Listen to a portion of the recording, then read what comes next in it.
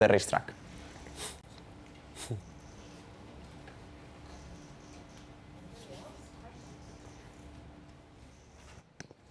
Good afternoon. This is Thomas Kuttrup from speedweek.com. Special question to Jorge. Jorge, the Sachsenring GP was, let's say, from a sporting point of view, a kind of turning point, looking on the result sheet in the standings. Did you prepare yourself in a special way or in a different way, because you still have a proper chance to catch back and to fight back for this race? For the title? Yes. Will you change a little bit your, let's say, strategy for the second part of the season with this situation upcoming now? Well, not at all. For sure, when I have a crash, I try to analyze, to understand why it was, to try to improve for the next time, if it happens again. But I think till that moment, I was the strongest in Germany, so I have to keep the same mentality, try to keep the same style of riding, trying to be aggressive and trying to be fastest as possible. But I think it's going race by race. Every race is different. We need to understand and see what are our chances in every racetrack, and from that point we will try our best. Hi guys, Adam Wheeler, a question for all three. Last week in motocross, Alpine Stars presented their new airbag for MXGP and motocross. I think it's been 5 or 6 years now it's been in MotoGP. Do you feel, from your personal experience, that this is one of the most important safety upgrades that you've seen in your time here? Absolutely. Many crashes we had in the last years with the airbags was without consequence, thanks to the airbag. The development we had in the last years is incredible. But in the MX, it's not easy, because they have a lot of bumps, they have a lot of contact, so for sure they will have to adapt, because they need a lot of mobility on the bike, and maybe with the airbags they can start to feel a bit more, I don't know how to say, stiffer, yeah. So I don't know, but for sure it's a great help, and with the crash they had, they will have less consequences for sure. Yeah, as Pecco said, I think it's a really important part of our protection. I think what I tried in the World Championship is just Alpine Stars, and for me are the best, and they are putting a lot of hours to try to improve more and more. And yeah, maybe at the beginning they will feel a bit uncomfortable. I remember when I tried the first time, it was really difficult to continue riding. I remember I took it out in Moto3 for my World Championship, and then now I'm used to it and it's really good. Yeah, as they say, I mean, I was one of the riders that developed the airbag.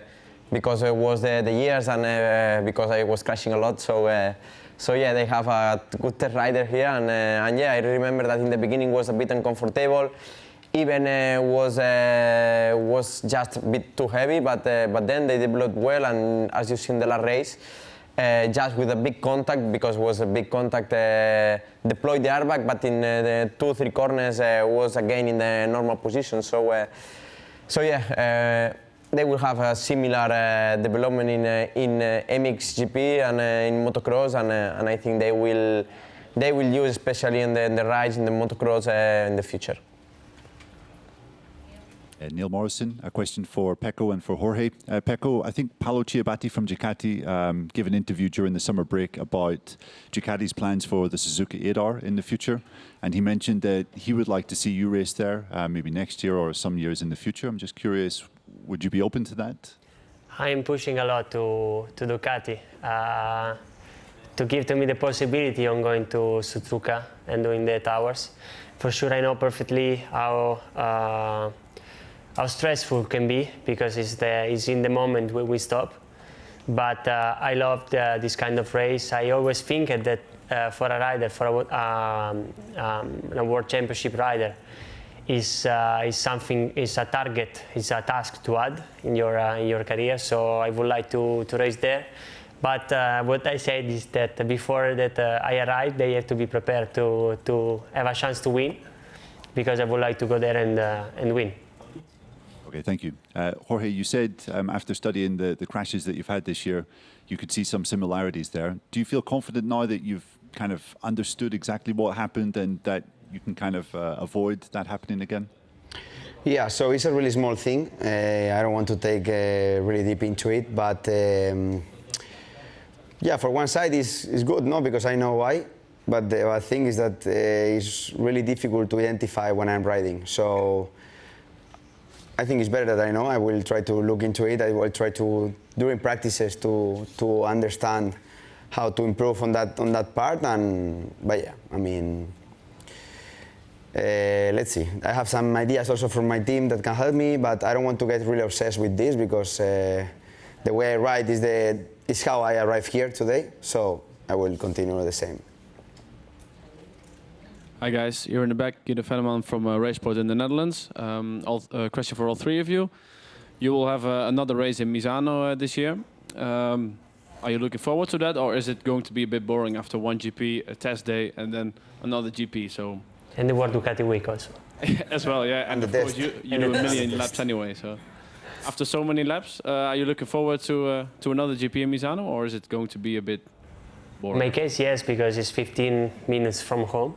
So it's close, and we will race in front of Italian fans and the Italian crowd, so it's great. It's true that last year, for the situation, for what I experienced in Barcelona, I wasn't fully fit in Misano, so I didn't have the chance to really fight back to Jorge. So this year we had two chances, and we will try to do the maximum, but for me it will not be boring. Yeah, for me, I prefer to make one because I remember a bit the COVID times now with two races in the same track. But yeah, for sure, last season I won the sprint and the Sunday race, so it's a really good track for me. And yeah, let's try to enjoy. As I'm agree with Jorge, of course. Two GPs on the same racetrack is not the best for the championship, but was the easiest plan or the most comfortable plan for the teams, and I'm completely agree. So yeah, it's a good circuit, and we will try to. Will be the second in Misano, especially. You will be in the lap record already in FP1, so it will be very tough. Callum Davis, final corner. Just a question for Mark. We saw at the Race of Champions that last corner collision with Belega. Just a comment on that, and do you maybe take it? Was it a bit of fun for you, or did you laugh it off in Parc Fermé at the end? No, of course it was not a fun, but yeah, I try something there that I'm used to do with a MotoGP. But on that moment I didn't understand that I was in a street bike, and even if it's a really good bike, because we were riding on the limit, the reaction of the bike I didn't expect, and yeah, I couldn't stop well, and yeah, fortunately finished like it is, but yeah, just was a mistake, of course. I cannot say anything more.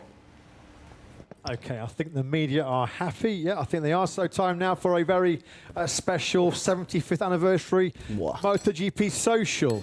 È lungo questo. Quiz, guys, which we will start. Now, the MotoGP 75 quiz. Question number one, where was the first ever motorcycle Grand Prix held?